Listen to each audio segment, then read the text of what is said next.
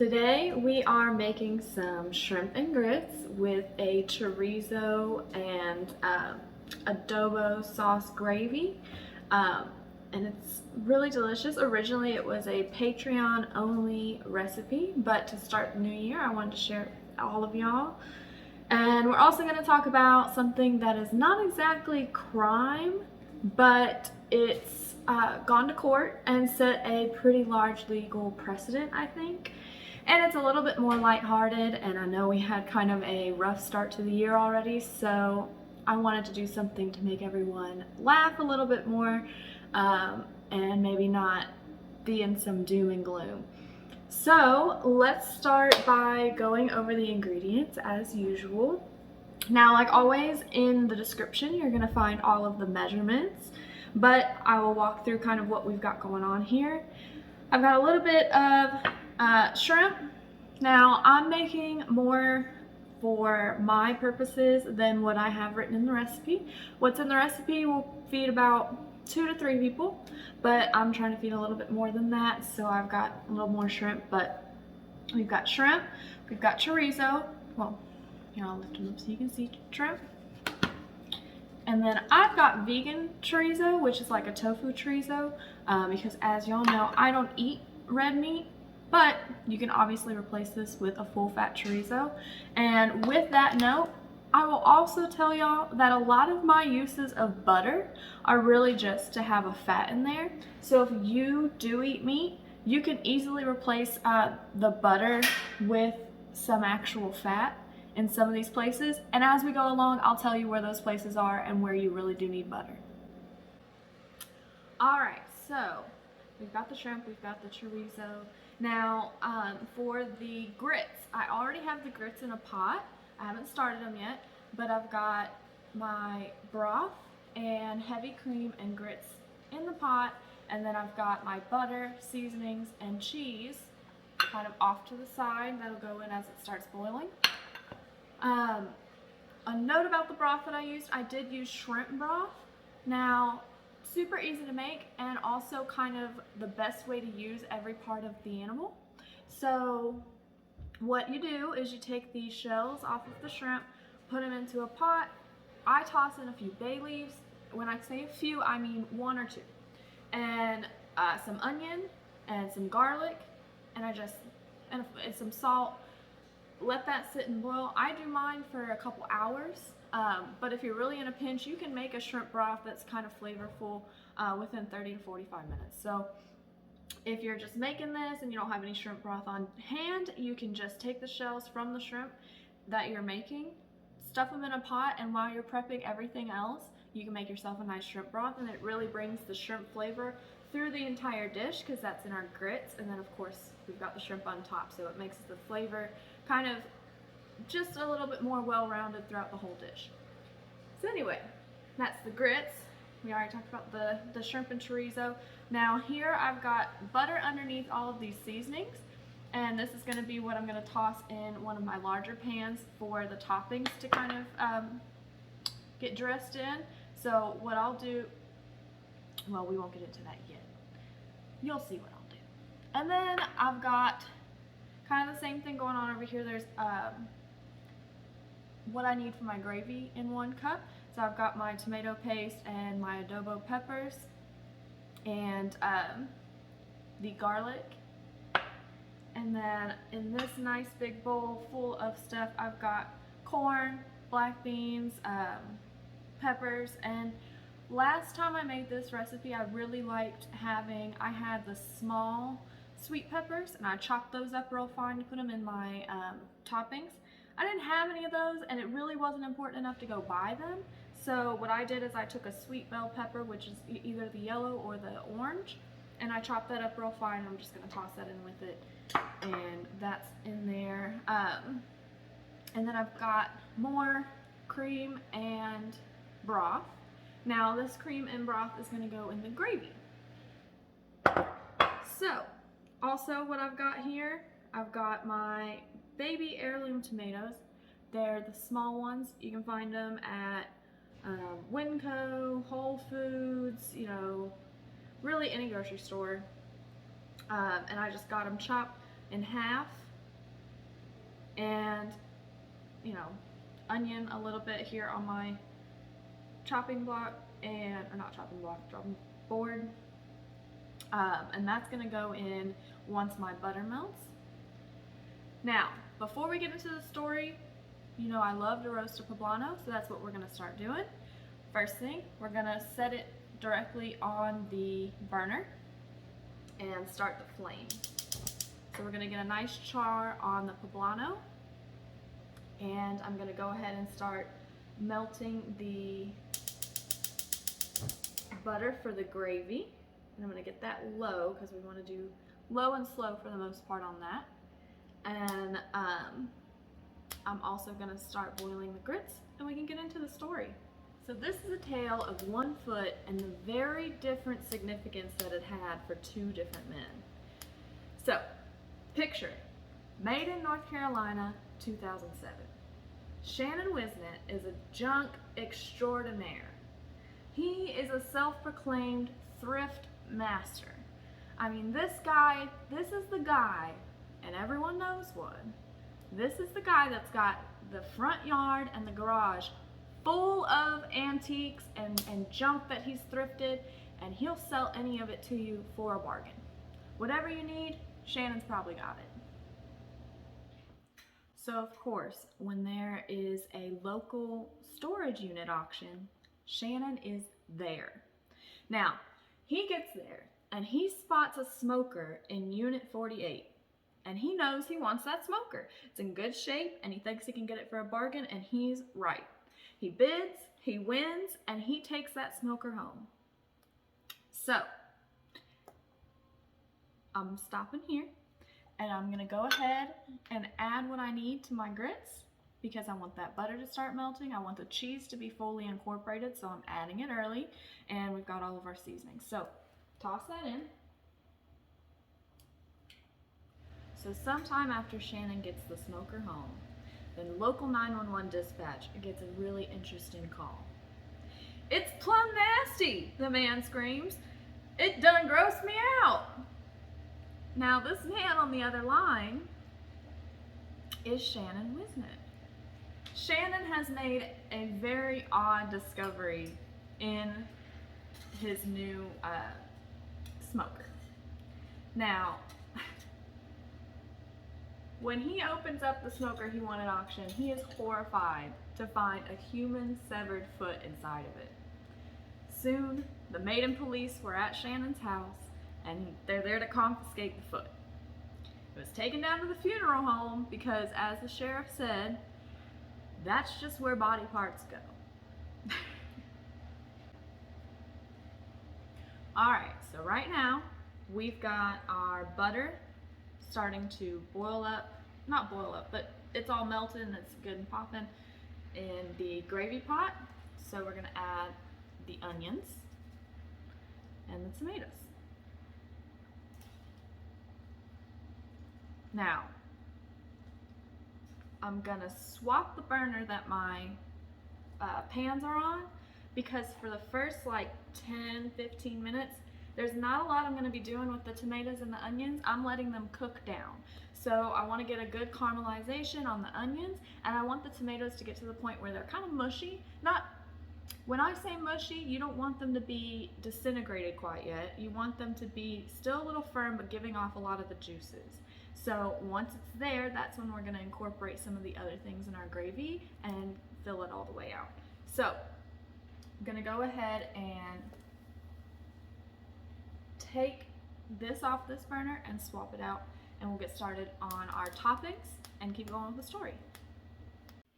Okay, so I told y'all I was going to stop and make sure I let you know where you can substitute real fat or animal fat.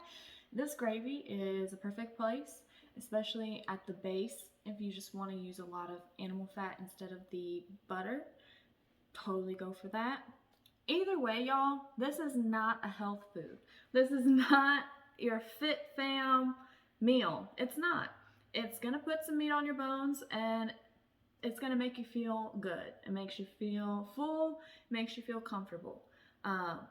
You know, it's Southern cooking, and it's not supposed to be calorie counter food. So that's not quite what I'm best at, but we work on it. But this is not that dish. Now, keep it moving. So I've got my pan getting hot over here with for my toppings. So what I'm gonna do, I'm gonna go ahead and dump my butter and seasonings in there. And I wanna make sure I get the butter on the bottom so that it's not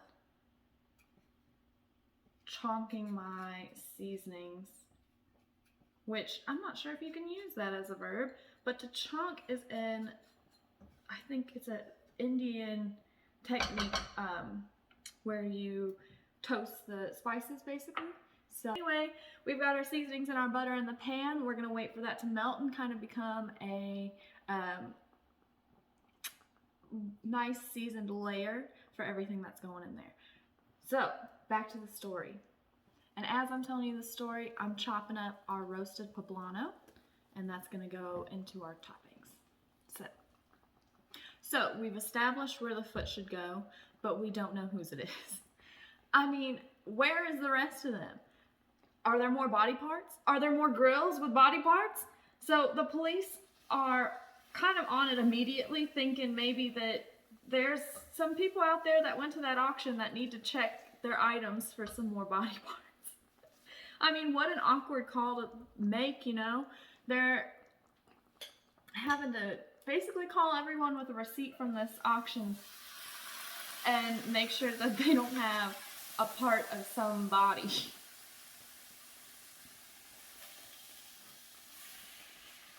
So we've just dumped all of our onions and black beans and corn and all of that with a little bit more butter into the pan here.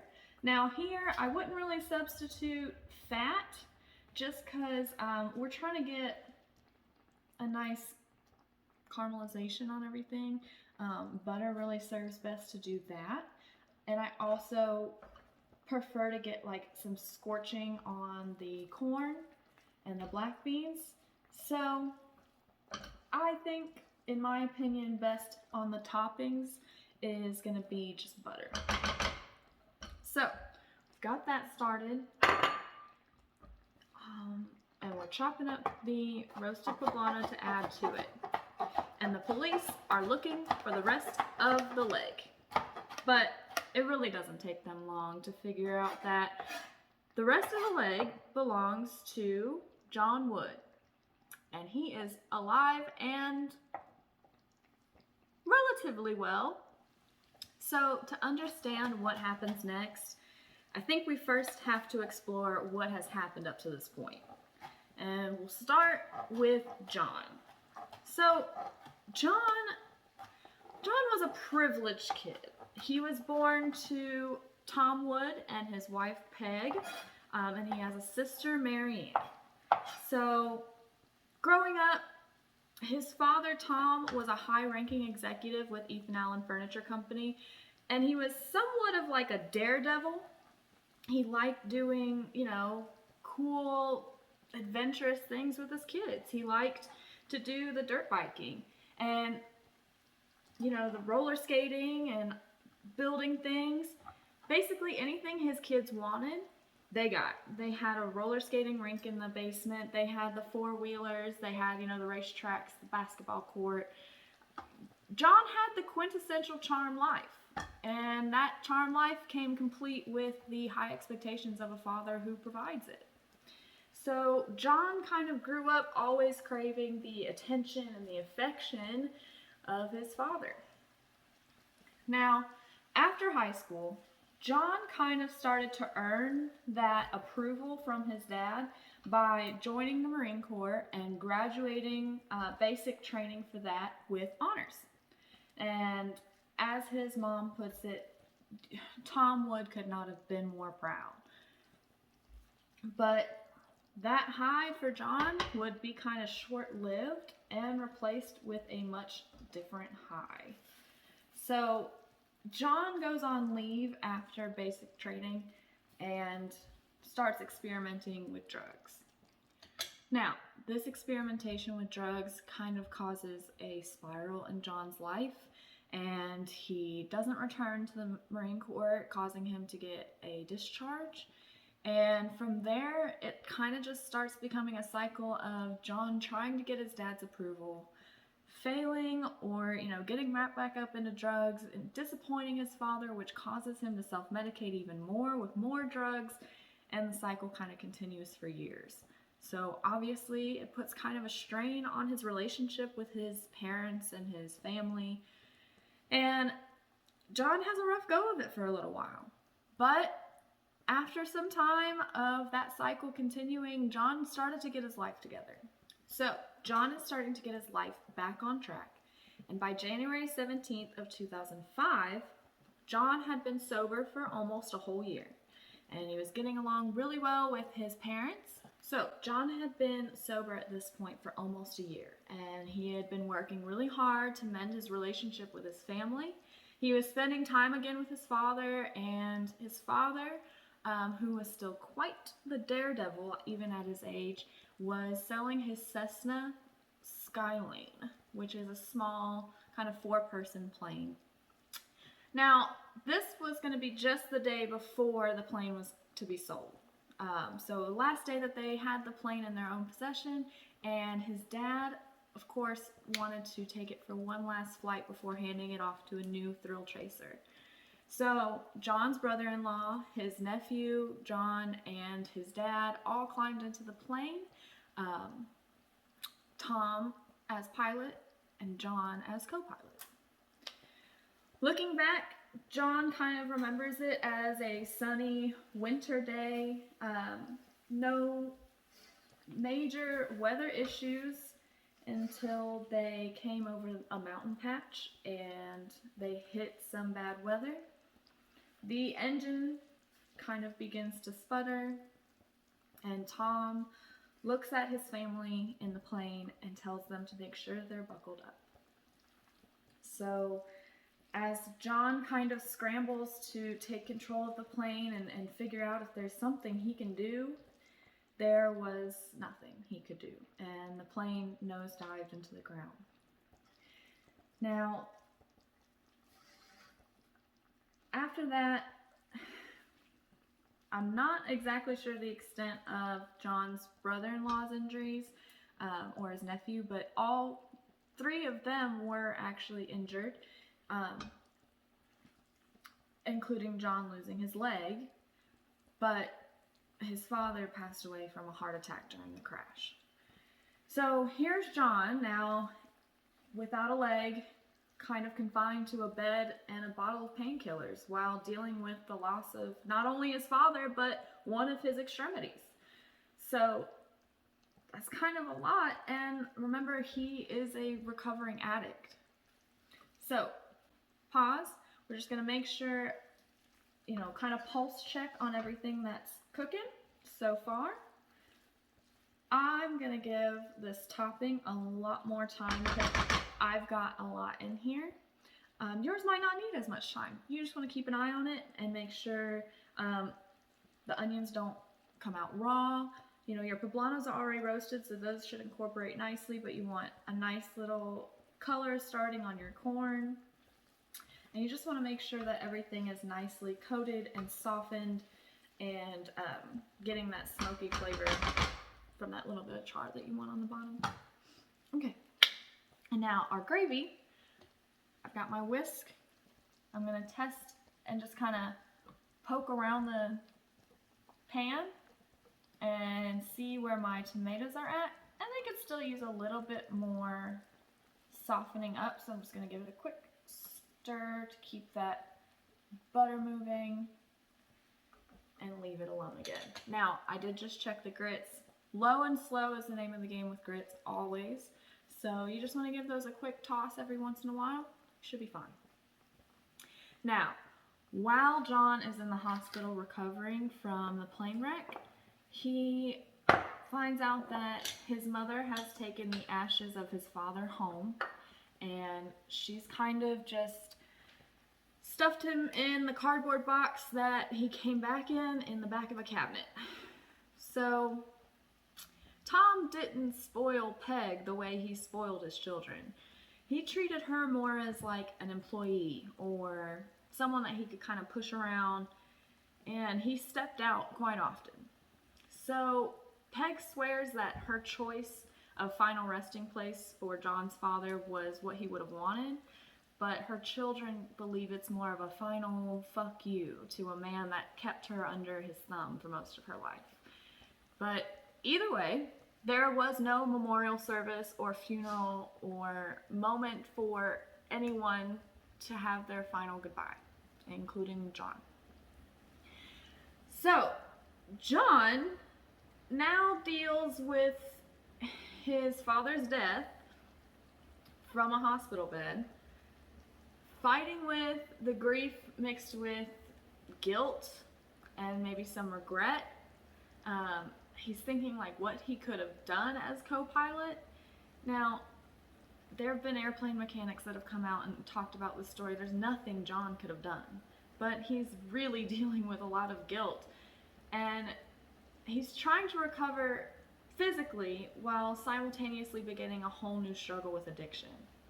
And he's trying to figure out the best way that he can memorialize his father and the wreck that caused his death. So he asks the hospital a question that I'm sure they have likely never had to answer before. He said, "Hey, do you think I could keep my foot?" So John expected that he was going to receive a skeleton version of his lower extremity, clean and prepared for his father's memorial, but that's not what happened. The mortician came to John's house with a glad bag of sorts and a sheepish look. No sooner than he had handed the bag off to John like it was a baton in some sort of foot race, was he back in his van and peeling out of the driveway. Now, of course, John was kind of looking at this bag like, well, first of all, what is this? And second of all, what was that? But he opens the garbage bag to find his foot, tendons, flesh, muscles, and all. And he's not really sure what he's supposed to do with it. But he's not going to give up that easily. So quickly he tries to figure something out.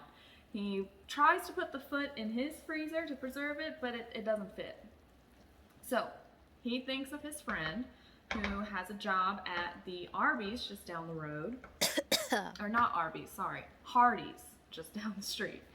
So he takes his foot over to this Hardee's and asks if she can keep it there for him. And she agrees. She keeps it in the walk-in. But unfortunately, she keeps it in the walk-in during a breakfast rush, and her manager quickly asks her to call John back and have him get his foot.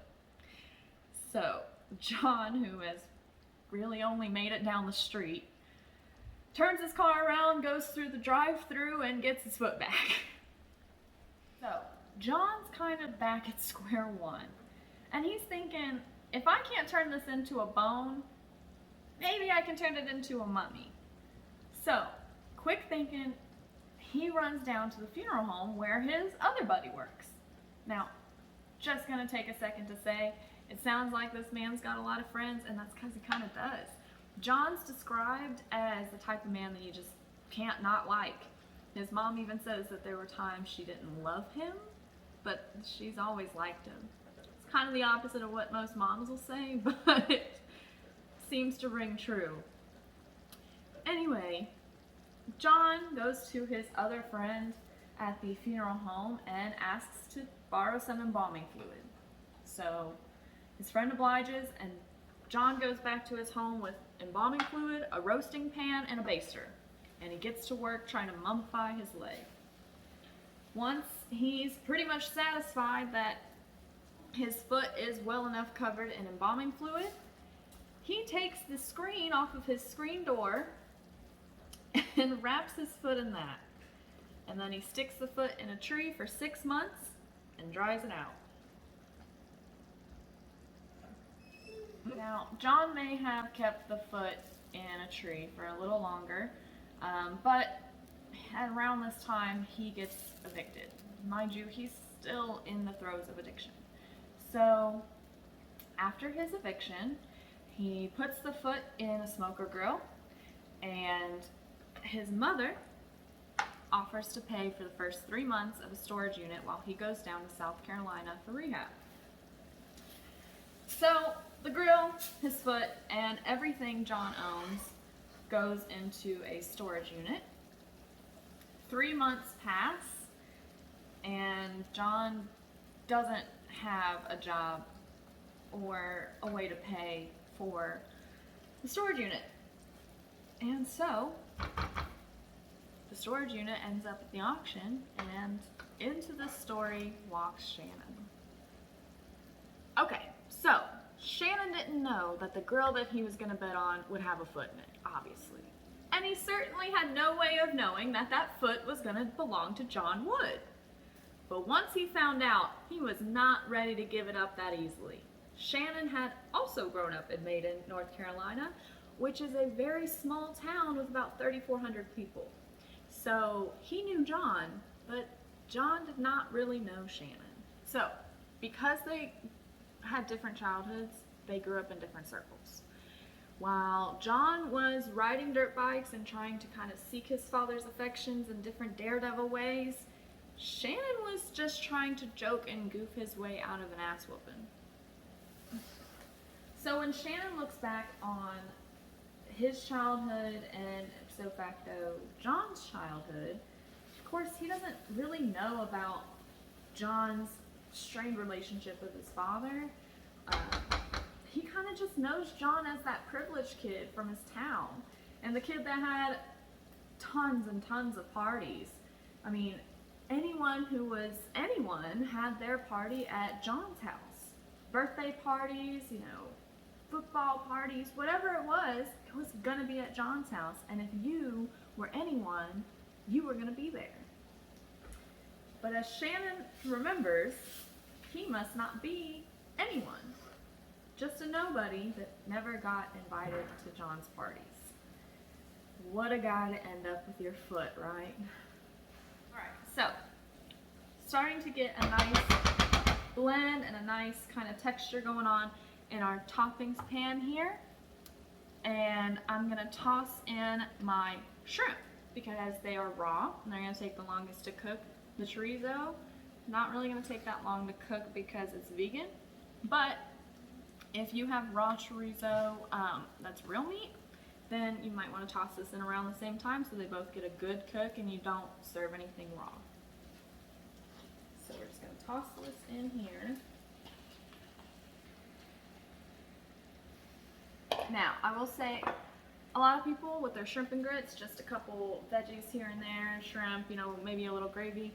I like the heartiness of having, you know, some beans, some veggies, some, you know, some texture, some depth into the topping here, because I don't know, I like a well-rounded meal, and as much as I like both of, you know, shrimp and grits, crushed corn and, you know, one seafood is just not a full meal. So this is going to be hearty, it's going to be filling, and I think everyone's going to really like it.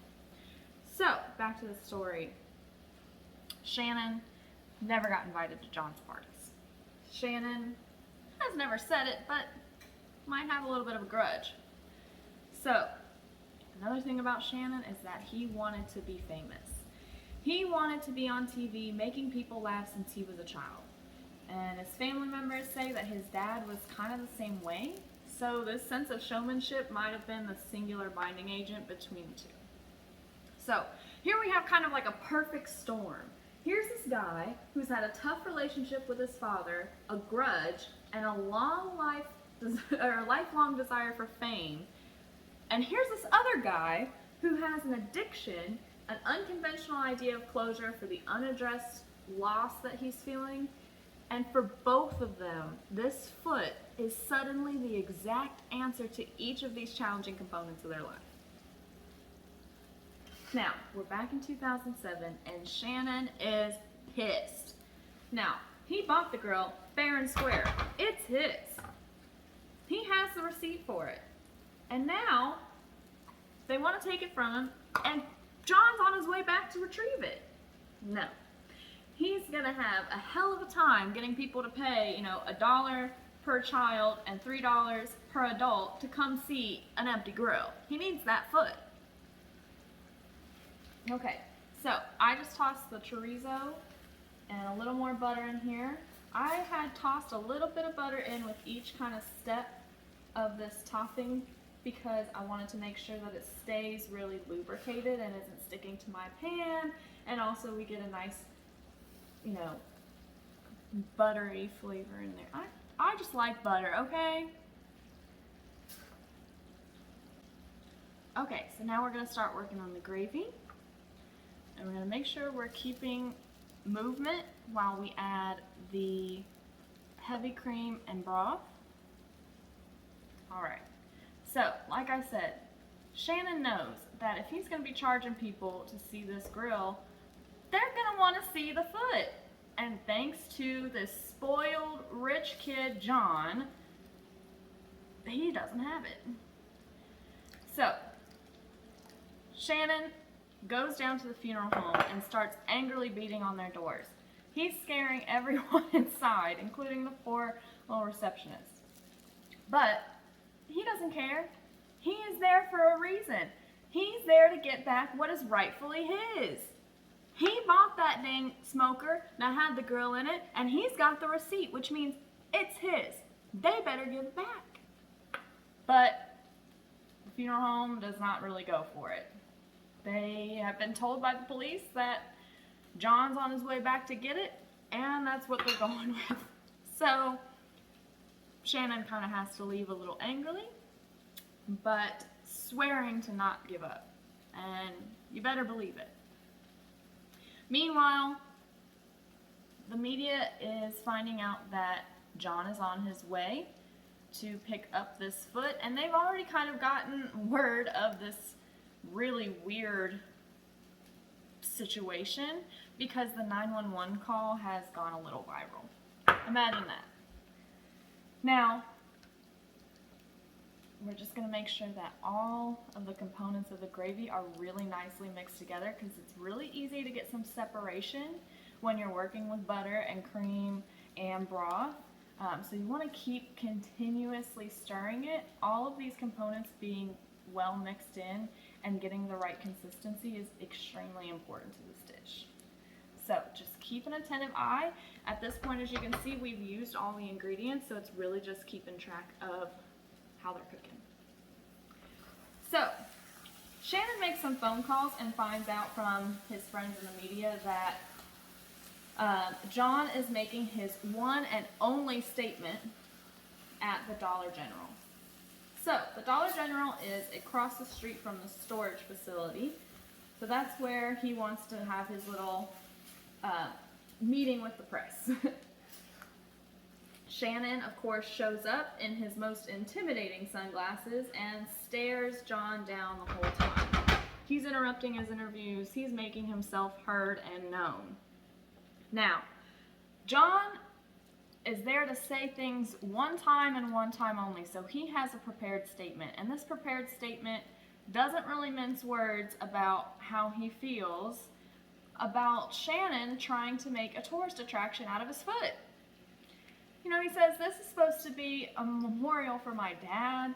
You know, it's born of tragedy. This is from an airplane crash. I don't want to show people. I don't want any part of this. I just want my foot back and I want to be left alone.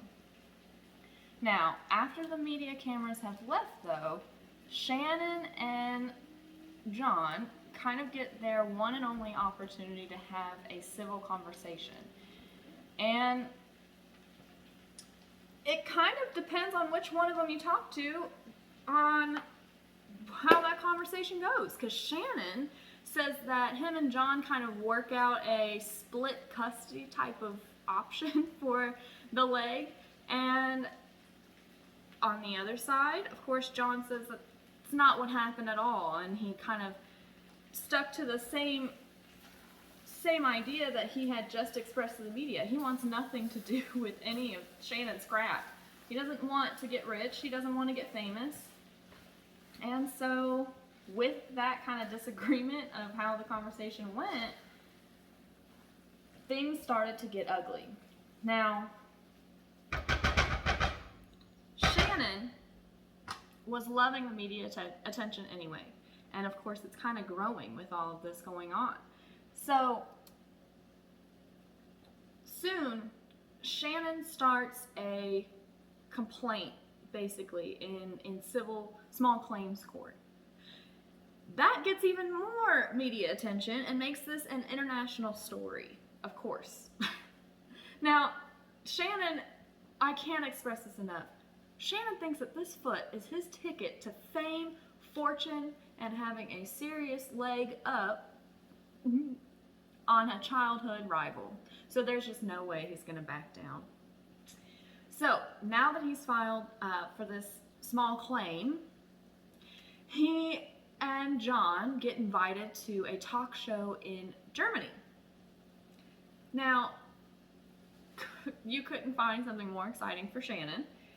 And John, you know, he's kind of along for the ride. He wants to go to Europe. So John goes, or Shannon and John both get the opportunity to bring a guest.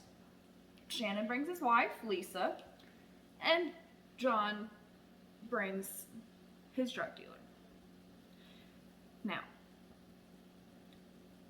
I will stop here to say that this was kind of a slap in the face to John's sister, who at this point had given so much money and time that she just couldn't spare to John, that her own marriage was kind of starting to feel some strain.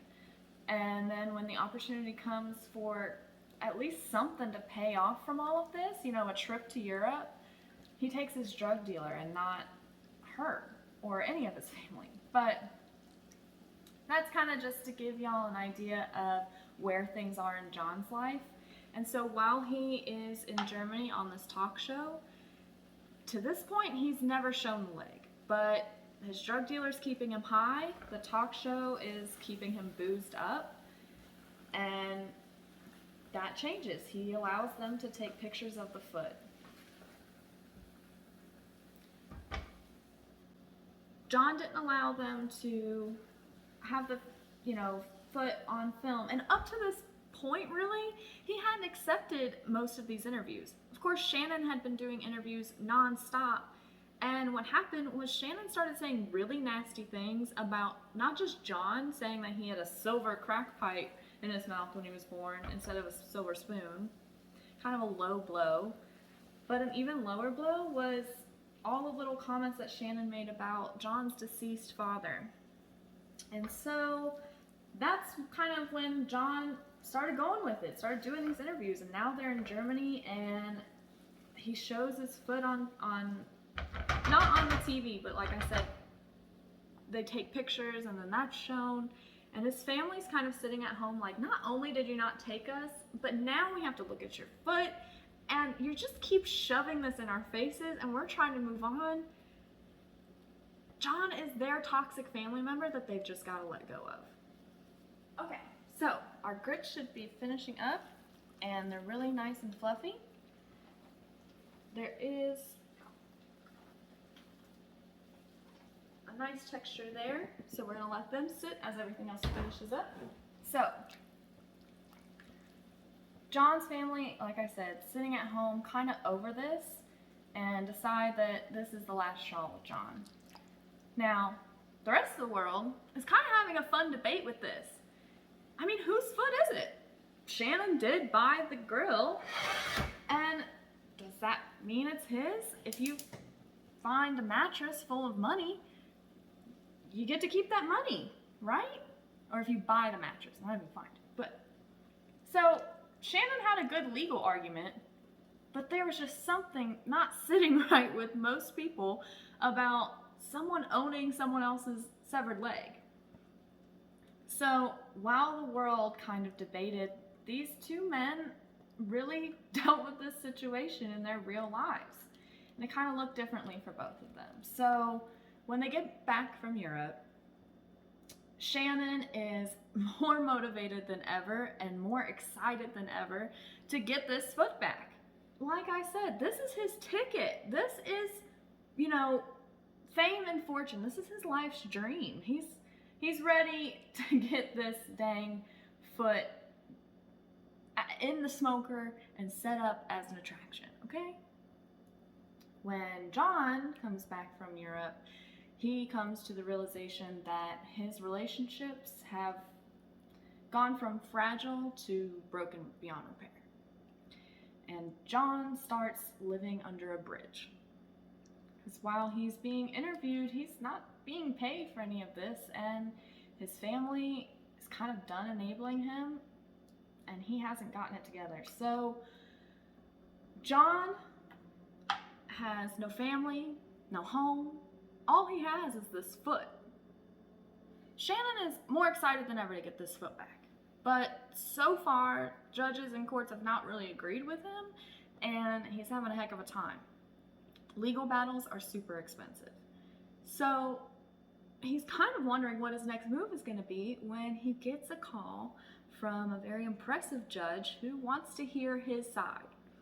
That judge was someone that Shannon, who was unsurprisingly a huge fan of daytime shows, as he was on Jerry Springer once, but this judge was someone that Shannon not only knew but was excited to meet. The judge who called Shannon was Judge Greg Mathis, and his show wanted to have Shannon on to discuss with John the custody leg battle. There's a pro and a con to being on Judge Mathis's show. The pro is that any judgments are guaranteed. The show pays them out, so you don't have to worry about whoever you're going up against not having the money to pay you. But the con is that there are no appeals and judgments are final. So, Shannon, of course, is in. It's reality TV. It's everything he's ever wanted. He's in. John, he gets the same call, and he's kind of in because he just wants this to be done. He doesn't have money for a lawyer, and, you know, he wants to keep his leg final say. So he goes to see what Judge Mathis decides.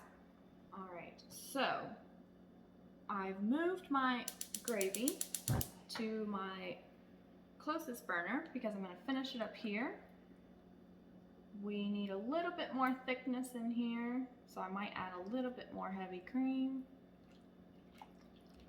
My toppings are done and my grits are done. The leg is legally mine. That's what Shannon tells Judge Mathis. And Judge Mathis is kind of confused, like most of us, as to why someone would even want to keep someone else's leg, but he is trying to hear Shannon out. He has Shannon kind of walk out from around his podium, and he says, well, you don't need it. You've got both of your legs.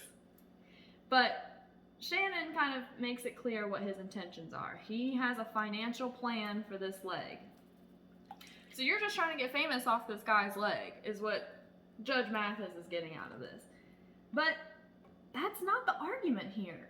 So what if Shannon is just trying to get famous? Is it his leg? He bought it, fair and square, so he should be able to do whatever he wants with it. And Shannon uses the same analogy that I just gave to y'all. If you bought a mattress and, at auction or whatever, and it had $1 million inside of it, nobody's gonna expect you to give that $1 million back, right? That's yours. You bought the mattress and it was found inside of it. Losers, weepers. But Greg Mathis is an honorable man, which is how he ended up being an honorable judge on daytime television. So he tells Shannon, quite frankly, I'm not giving you this man's leg. But because Shannon is right, he's right, Judge Mathis awards him a $5,000 judgment. So Shannon doesn't have the leg, not exactly what he wanted, but what he does have is vindication and $5,000. But when John leaves, he still just has his leg. He's no better off. He's still going back to live under a bridge, and his leg is his only worldly possession. Now, as they leave the filming, set, there are just cameras everywhere, people everywhere. It's asking for autographs, asking for pictures, interviews, and Shannon remembers that day as one he'll never forget, and possibly one of the best of his life. But, like I said, John really didn't get a whole lot out of this, except for being able to keep the leg that he lost. So, Judge Mathis had actually really noticed that John had an issue, and John was struggling. So, Judge Mathis personally, along with his show, got John into an exceptional rehab facility in Atlanta, Georgia. And they paid for it. John went through the recovery program and stayed sober.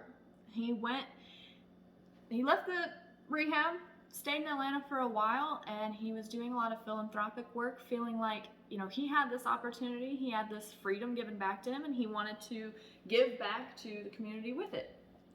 So, around that same time, he's rededicating himself to making this memorial for his father. And to do that, he still really wants to get the flesh off of this leg.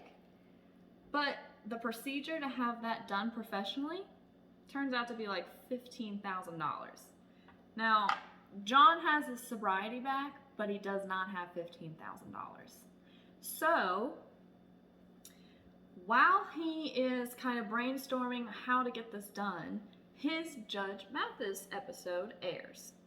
And Katie Wilkie, who is a forensic veterinarian, is watching his episode. And the whole time, she's sitting there surrounded by skeletons and thinking, I have the skills to help this guy.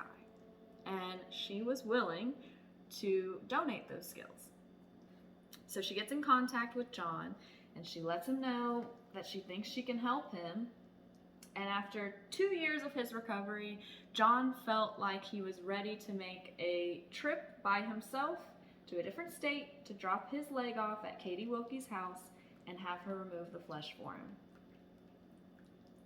Now, it's a good time to pause in the story to say that our gravy is coming together. You just keep it moving. Should be about finished now. Toppings looking good, done nice and thick and looking full of a lot of wonderful hearty flavors. And our grits should just need one last fluff, and then you'll be ready to plate everything beautifully.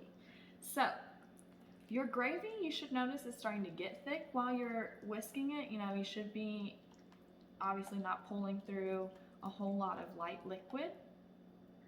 And you just want to keep it combined over this low heat until it's the consistency that you want. Okay, so meanwhile, everything's kind of coming together for John, but it's not doing the same for Shannon. Shannon thinks he might have a good break when he's invited to be a guest on the reality show Dukes of Haggle. But he quickly kind of realizes that he's there as a joke. He is helping auction off the leg lamp from Christmas Story, and the guy that bids on it, comes up, and Shannon goes, hey guy, you want an autograph? Because, I'm the foot guy, and this is a leg. I have that leg. You want my signature? And the guy goes, no man, I just wanted the lamp. And in the side interview, the guy's like, I don't know who that guy is. I just wanted this because it's iconic. It's from the movie, So after Shannon gets, told to kind of parade around and yell things like, I'm the foot guy, I'm iconic, I'm a legend, making kind of a fool of himself, he realizes something a little earth-shattering. See, Shannon really believes in reality television. And so when he realizes that some of it's scripted and not quite real, he loses it. He gets very upset, storms off. And this is supposed to be reality. It's a reality show. He's yelling into the camera. Now, he swears he is done with all this foot stuff. He's done. And he's storming off to the car, but the producer kind of chases him down and tells him, hey, we've got this one last scene that we want you to do. And they give him these kind of cheesy lines, and Shannon kind of has an internal debate here. Does he want to be this joke and be on TV, or keep most of his dignity and go home? But Shannon's wanted to be on TV his whole life, so he gets in front of that camera and he finishes his scene. Well, Shannon's wife has kind of had enough by this point of all this fame and fortune stuff. She's happy with what they've got. And after swearing that she's going to stay home for all of these, kind of acting adventures he has, things start to get a little strained. Things start going downhill quick for Shannon. His health is declining. His wife is talking about divorce.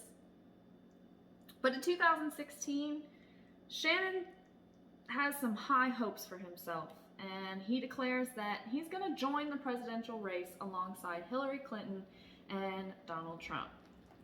Now, who knows what this world would be like today if Shannon had successfully finished that bid for presidency and become our 45th president, but unfortunately, that dream was never realized, as in November of 2016, Shannon unfortunately passed away from a heart attack at the age of 42.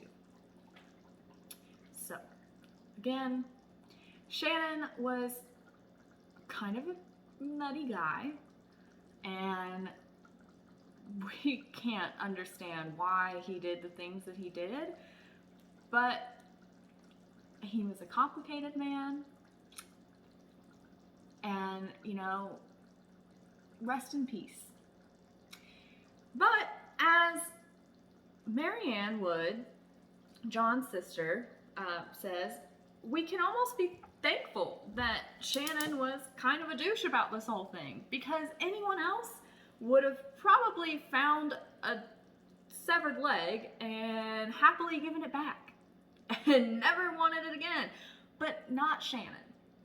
And thanks to Shannon pursuing this to the lengths that he did, John got help and John got his life back. And so now John has maintained his sobriety. He got married in 2014, and he retrieved his leg back from Katie Wilkie. It wasn't exactly what he expected, but it looks good. And he's still gonna try and work out some sort of memorial for his dad. He might try and get the leg a little bit more skeletonized. Now, if you watch the documentary that I put in my sources about this, you can see all of this. You see the leg, you see the finished product. I think what John wanted was, one of those cartoon or TV show, like white plastic looking finished products. I don't think he really quite understood that bone just doesn't look like that, or, it's not really what's going to be obtainable here.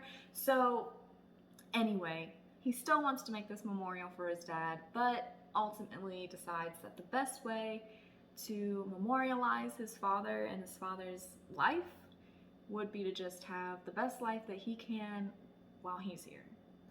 So, kind of a bittersweet ending to a really silly story. Like I said, rest in peace to Shannon.